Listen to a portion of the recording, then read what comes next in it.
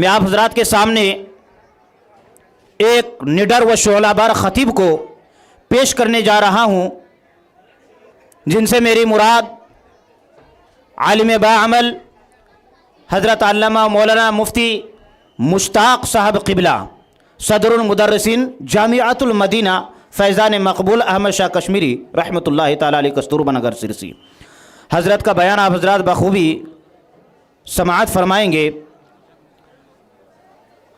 اس سے قبل حضرت کے لیے میں چند مصرے آپ حضرات کے سماعتوں کے حوالے کرنے جاؤں کہ خود اپنے جہل کا اعلان عام کرتے ہو، خود اپنے جہل کا اعلان عام کرتے ہو، غلط سمجھتے ہو پھر بھی یہ کام کرتے ہو۔ نبی اگر نہیں سنتے صدائیں امت کی، نبی اگر نہیں سنتے صدائیں امت کی تو پھر نماز میں کس کو سلام کرتے ہو؟ سبحان اللہ، واہ واہ، بہت پھر نماز میں کس کو سلام کرتے ہو؟ حضرت کا استقبال نعرہ تکبیر سے کیجئے۔ نعرہ تکبیر، اللہ اکبر، نعرہ رسالت، یا رسول اللہ، علماء اہل سنت، زندہ باد، علماء اہل سنت، زندہ باد، فیضان حضرت احمد دریا پیر شاہ قادری، زندہ باد، نعرہ تکبیر، اللہ نعرہ اکبر، رسالت۔ یا مائک پر حضرت رسول علامہ اللہ۔ مفتی مشتاق احمد صاحب قبلہ۔ سبحان اللہ۔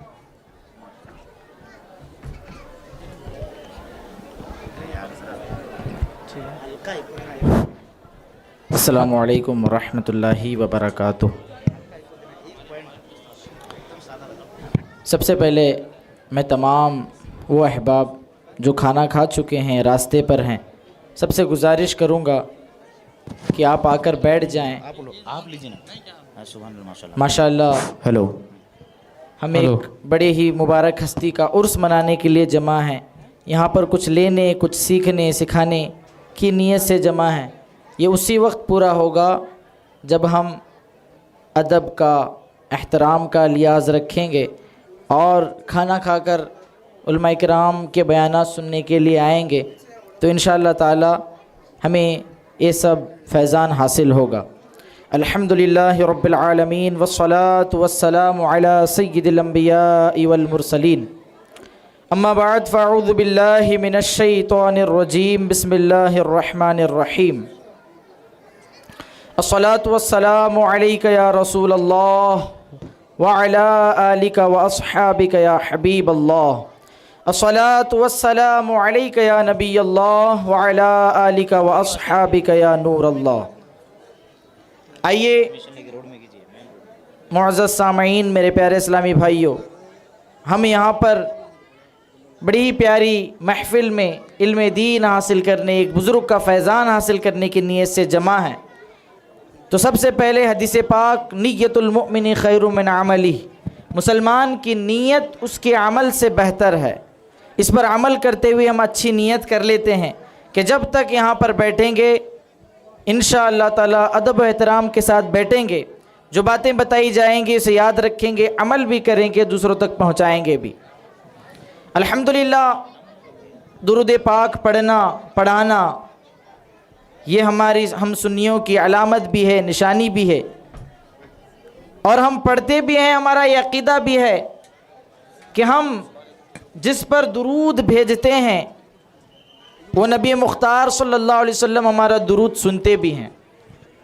حدیث پاک میں ہے، نبی پاک صلی اللہ علیہ وسلم فرماتے ہیں تم جہاں بھی ہو مجھ پر درود پڑھو، تمہارا درود مجھ تک پہنچتا ہے۔ سبحان اللہ، یہ کون فرما رہے ہیں؟ جن پر ہم درود پڑھ رہے ہیں یہ خود فرما رہے ہیں۔ ایک اور حدیث پاک میں نبی پاک صلی اللہ علیہ وسلم فرماتے ہیں بے شک اللہ پاک نے میری مزار پر، میرے قبر پر ایک فرشتے کو مقرر کر دیا ہے۔ علماء کرام فرماتے ہیں تو بے شک اللہ پاک نے نبی پاک صلی اللہ علیہ وسلم کے مزار انور پر ایک فرشتے کو مقرر کیا ہے کہ جو جہاں سے بھی حضور پر درود پاک پڑھتا ہے تو اس فرشتے کو اتنی طاقت دی گئی ہے کہ وہ فرشتہ اس شخص کی آواز کو سنتا ہے اور اس کا نام اور اس کے والد کے نام کو بھی جانتا ہے اور نبی پاک صلی اللہ علیہ وسلم کی بارگاہ میں پیش کرتا ہے۔ سبحان اللہ، ہمیں بھی چاہیے کہ ہم نبی پاک صلی اللہ علیہ وسلم پر کثرت سے درود پاک پڑھا کریں۔ ایک مرتبہ درود پاک پڑھ لیجئے، اللہم صلی علی سیدنا شفیعنا حبیبنا و مولانا محمد بارک وسلم۔ صلو علیہ صلاۃ و سلام علیک یا رسول اللہ صلی اللہ تعالی علیہ وآلہ وسلم۔ الحمدللہ ہم بڑے خوش نصیب ہیں کہ اللہ پاک نے ہمیں یہ سعادت عطا فرمائی کہ ہم بزرگان دین کا ذکر خیر کرتے ہیں، ان کا فیض پاتے ہیں اور ان کی برکتیں حاصل کرتے ہیں۔ ابھی 2 دن قبل ہندوستان کے راجہ، ہندوستان کے شہنشاہ سیدنا خواجہ غریب النواز رحمۃ اللہ علیہ کا عرس تقریباً ہر مسجد میں منایا گیا، ان کی باتیں کی گئی، بیانات میں ان کا ذکر خیر کیا گیا۔ تو بسا اوقات یہ ذہن میں آتا ہوگا لوگوں کے، اور بعض کہنے والے کہتے بھی ہوں گے کہ یہ لوگ جو ہے اللہ رسول کی باتیں کرنے کے بجائے ذکر قرآن و آیات، قرآن پاک کی آیات و احادیث طیبہ بتانے کے بجائے صرف بزرگان دین کا ہی ذکر کرتے ہیں، انہی کا نام لیتے ہیں۔ اس کے تعلق سے انشاءاللہ تعالی میں کچھ عرض کروں گا، توجہ کے ساتھ سماعت فرمائیں گے تو بہت سی چیزیں انشاءاللہ تعالی سمجھ میں آئیں گی۔ یاد رکھیے کہ الحمدللہ ہم قرآن پاک کا بھی ذکر کرتے ہیں، احادیث کو بھی بتاتے ہیں اور قرآن پاک کی تعلیم بھی عام کرتے ہیں، لیکن ساتھ ہی ساتھ جو ہم بزرگان دین کا ذکر کرتے ہیں یہ بھی ہمارا نصیب ہے، ہماری قسمت ہے۔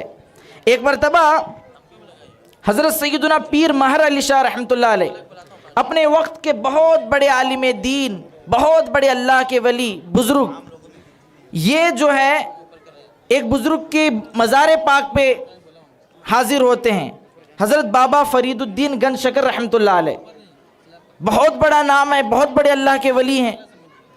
جب وہ حاضر ہوتے ہیں تو وہاں کوئی آپ کو دیکھتا ہے اور پوچھتا ہے کہ آپ تو اتنے بڑے عالم دین ہیں، کیا آپ بھی مزار پاک پہ حاضر دینے کے لیے آئے ہیں؟ اب وہ ایسا شخص تھا کہ وہ پوچھنا کا جو اس کا سوال تھا وہ اعتراض کے طور پر تھا کہ آپ کیوں آئے ہیں؟ تو آپ رحمۃ اللہ علیہ، حضرت پیر مہر علی شاہ رحمۃ اللہ علیہ بہت بڑے عالم دین بھی تھے، بہت بڑے مناظر بھی تھے۔ آپ فرماتے ہیں کہ میں اس آیت پاک فَاذْكُرُونِي أَذْكُرُكُمْ، اللہ پاک قرآن پاک میں ارشاد فرماتا ہے فَاذْكُرُونِي أَذْكُرُكُمْ، یعنی اے لوگو تم میرا ذکر کرو میں تمہارا چرچا کروں گا۔ اس آیت پاک کی تفسیر دیکھنے کے لیے آیا ہوں، جہاں پر حضرت فرید الدین گنج شکر رحمۃ اللہ علیہ کی مزار ہے، اتنا ہجوم وہاں پر رات و دن ہوتا ہے، اس کی مثال بیان نہیں کی جا سکتی۔ جیسے اجمیر شریف میں خواجہ غریب النواز رحمۃ اللہ علیہ کی مزار پر اگر ہم جائیں، جب بھی جائیں گے ہجوم ملے گا۔ تو حضرت پیر مہر علی شاہ رحمۃ اللہ علیہ فرما رہے ہیں کہ میں جو یہ آیت پاک ہے جس میں اللہ پاک نے فرمایا فَاذْكُرُونِي، تم میرا ذکر کرو، اذکرکم، میں تمہارا چرچا کروں گا۔ تو میرے پیارے اسلامی بھائیو یاد رکھیے، جو بزرگان دین ہوتے ہیں ان کا چرچا یہ اللہ پاک خود فرماتا ہے۔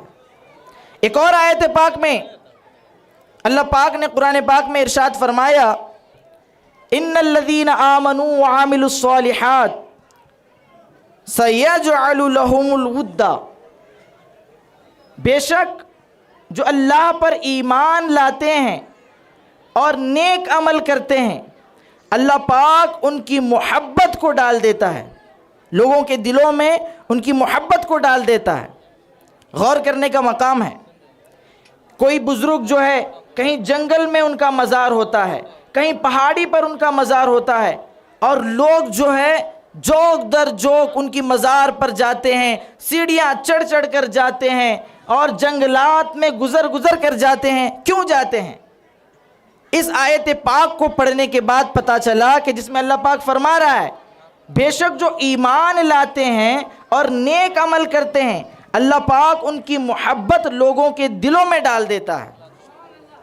جیسے اب ہم حضرت سید دریا پیر رحمۃ اللہ علیہ کی بارگاہ میں آئے ہیں، بیٹھے ہیں، تو ان کی محبت ہمارے دل میں، تبھی تو ان کی بارگاہ میں آئے ہیں۔ ہم اجمیر شریف جاتے ہیں اور پوری دنیا سے اجمیر شریف میں لوگ آتے ہیں، کیوں جاتے ہیں؟ کیونکہ ان کی محبت ہمارے دلوں میں۔ یہ کب ہوا؟ اس سے پہلے کہ جو آیت پاک کا جز ہے نا اس پر غور کریں. اللہ پاک فرما رہا ہے ان الذین آمنوا وعملوا الصالحات، بے شک جو ایمان لائے اور نیک عمل کرتے ہیں. میرے پیارے اسلامی بھائیوں، نیک عمل کرنا یعنی اللہ کی عبادت کرنا، اس میں راز چھپا ہے کہ کوئی بھی بزرگ اس وقت تک بزرگ نہیں بنتے، کوئی بھی ولی اس وقت تک ولی نہیں بن سکتے جب تک کہ وہ اللہ پاک کی عبادت نہیں کرتے، وہ عالم دین نہیں ہوتے. یاد رکھیے کہ کسی بھی مقام پر پہنچنے کے لیے کوشش، جد و جہد یہ بہت ضروری ہے. آج ہم غور کریں کہ ہم جو ہے عرس پاک مناتے ہیں، الحمدللہ منانا بھی چاہیے. ہم 11ویں شریف کرتے ہیں، الحمدللہ کرنی بھی چاہیے. ہم چھٹی شریف کرتے ہیں، فاتحہ خوانی کرتے ہیں. ہم غور کریں کہ ان کاموں کو انجام دیتے ہوئے کیا ہمیں نماز کی فکر ہوتی ہے؟ اور جو اعتراض کرنے والے ہوتے ہیں نا، انہی چیزوں کو لے کر اعتراض بھی کرتے ہیں.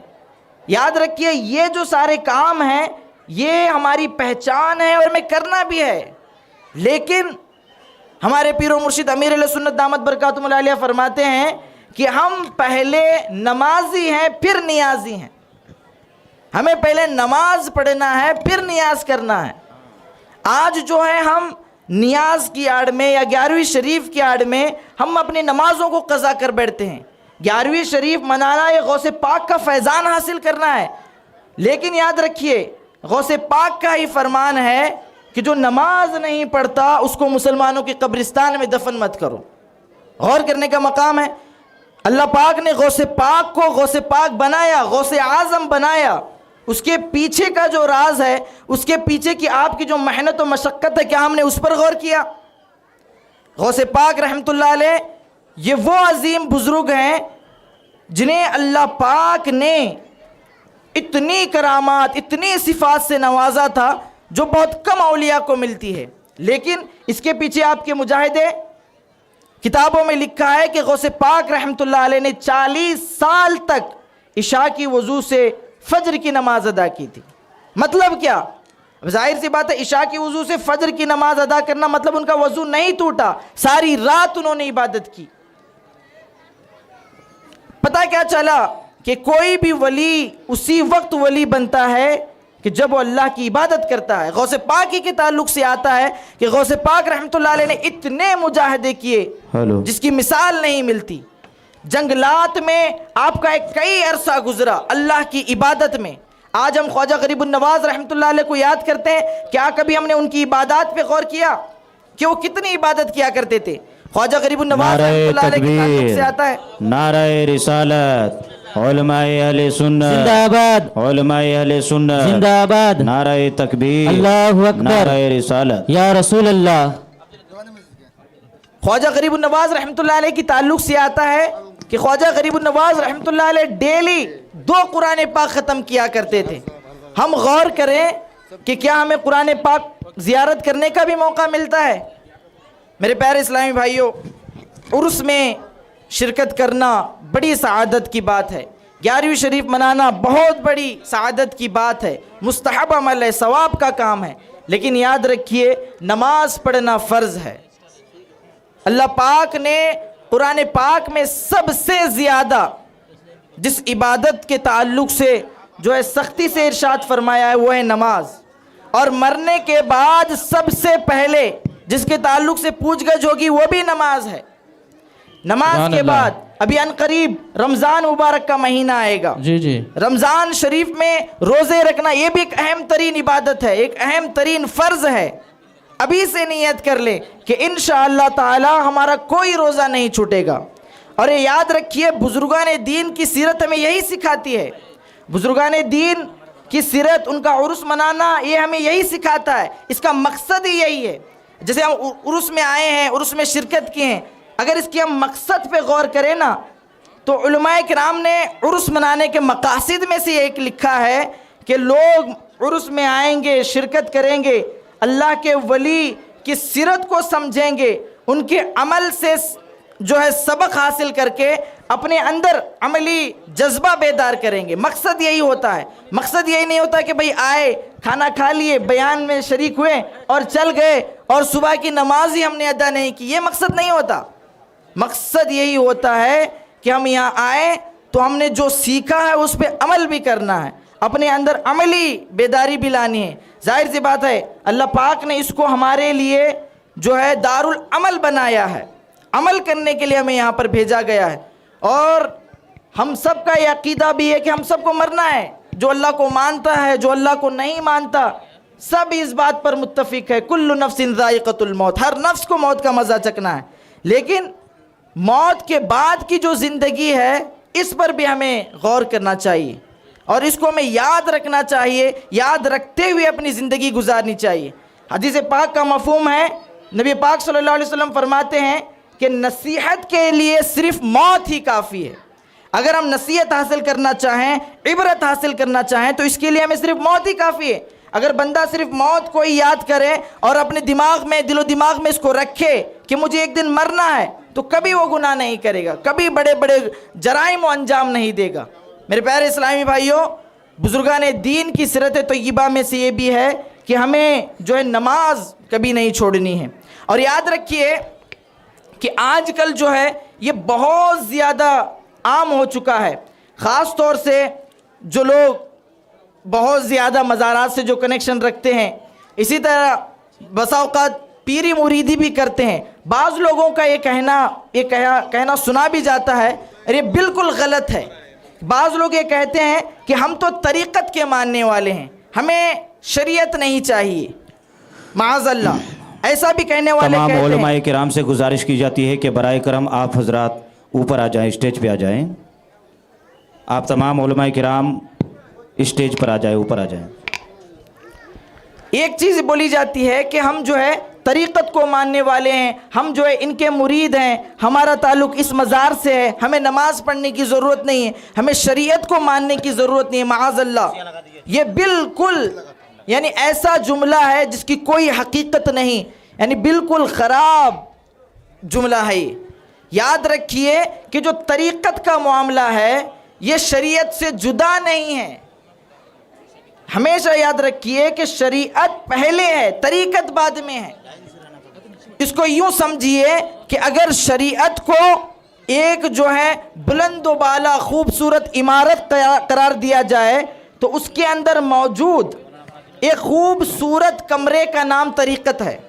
کوئی بھی بندہ شریعت میں داخل ہوئے بغیر طریقت کو اختیار کر ہی نہیں سکتا. آپ غور کریں کہ کوئی شخص یہ کہے کہ میں بہت زیادہ خشوع و خضوع سے نماز ادا کرتا ہوں, اور اگر اس کے وضو میں ہی کمی رہ گئی تو کیا اس کی نماز ہوگی؟ تو یہ جو خشوع و خضوع سے نماز ادا کرنا ہے, اس سے پہلے اس کا وضو کامل ہونا چاہیے, اور وضو کامل ہونے کے بارے میں کون بتائے گا؟ یہ ہمیں شریعت بتائے گی. میرے پیارے اسلامی بھائیوں, ایسے لوگوں سے ہمیں بچنا بھی ہے جو یہ کہتے ہیں کہ مجھے تو نماز پڑھنے کی ضرورت نہیں ہے, میں تو پہنچ چکا ہوں, میرا مقام تو یہاں تک ہو چکا ہے. معاذ اللہ, جن کا ہم کلمہ پڑھتے ہیں نبی مختار صلی اللہ تعالیٰ علیہ وآلہ وسلم, ان کی سیرت پر اگر ہم غور کریں, آپ صلی اللہ علیہ وسلم کو اللہ پاک نے سید المعصومین بنایا ہے. معصومین کے آپ سردار ہیں. بعد از خدا بزرگ ہوئی قصہ مختصر, اللہ پاک کے بعد تمام سے سب سے افضل ترین شخصیت نبی پاک کی ذات ہے. لیکن آپ صلی اللہ علیہ وسلم کی اگر سیرت پر غور کریں, آپ صلی اللہ علیہ وسلم کی وفات ظاہری کا وقت ہے. وفات ظاہری سے پہلے کی جب ہم سیرت پڑھتے ہیں تو آپ صلی اللہ علیہ وسلم نے 2 لوگوں کے سہارے سے مسجد میں جا کے نماز ادا کی. نعرہ رسالت, علماء اہل سنت, علماء اہل سنت, نعرہ تکبیر, نعرہ رسالت. نبی پاک صلی اللہ علیہ وسلم نے 2 لوگوں کے سہارے سے جو ہے مسجد میں جا کر نماز ادا کی. آج ہم غور کریں کہ ہم کتنے وقت کی نماز ادا کرتے ہیں, ہمارا دن گزر جاتا ہے, کیا ہمیں مسجد جانے کی توفیق ملتی ہے؟ کیا ہم جو ہے نماز ادا کرتے ہیں؟ تو میرے پیارے اسلامی بھائیوں, اگر ہم عرس میں آئے ہیں اور الحمدللہ ہمیں عرس میں جانا چاہیے, وہاں کے صاحب مزار سے ہمیں فیض و برکات حاصل کرنا چاہیے, لیکن ساتھ ہی ساتھ ان کی سیرت پہ بھی غور کریں, ان کے جو عملی کارنامے تھے ان پر بھی غور کریں، ان چیزوں کو بھی اپنے اندر لانے کی کوشش کریں، اور یاد رکھیں شریعت مطہرہ پر عمل کریں، اور اس طرح اگر ہم زندگی گزاریں گے تو انشاءاللہ تعالیٰ ایک بزرگ کے فیضان سے، ہمارے بزرگان دین کے صدقے سے جو ہے ہماری موت بھی اچھی ہوگی، دنیا بھی اچھی ہوگی، اور ہماری آخرت بھی اچھی ہوگی۔ اللہ پاک ہمیں کہنے سننے زیادہ عمل کی توفیق عطا فرمائے۔ یہی کر کے میں جو ہے اپنی تقریر کا اختتام کرتا ہوں۔ اگر کچھ بھی کہنے سننے میں اگر غلطی ہوگی تو میں سے توبہ کرتا ہوں۔ استغفر اللہ العظیم واتوب الیہ۔ لا الہ الا اللہ محمد رسول اللہ صلی اللہ تعالی علیہ وسلم۔ ایک مسجد کے چندے کے لیے جو ہے باہر بیٹھے ہوئے ہیں، کہاں کا ہے؟ کاڑے بیل کے چندے کے لیے، تو آپ تمام حضرات جاتے ہوئے کچھ نہ کچھ جو ہے دیتے ہوئے جائیں۔ اگر سب مل کے تھوڑا تھوڑا بھی دیں گے تو ان کے لیے بہت جو ہے ایک مفید ہوگا اور ان کی ایک مدد ہوگی۔ اللہ پاک ہم سب کو عمل کرنے کی توفیق عطا فرمائے۔ السلام علیکم ورحمۃ اللہ وبرکاتہ۔ وعلیکم السلام۔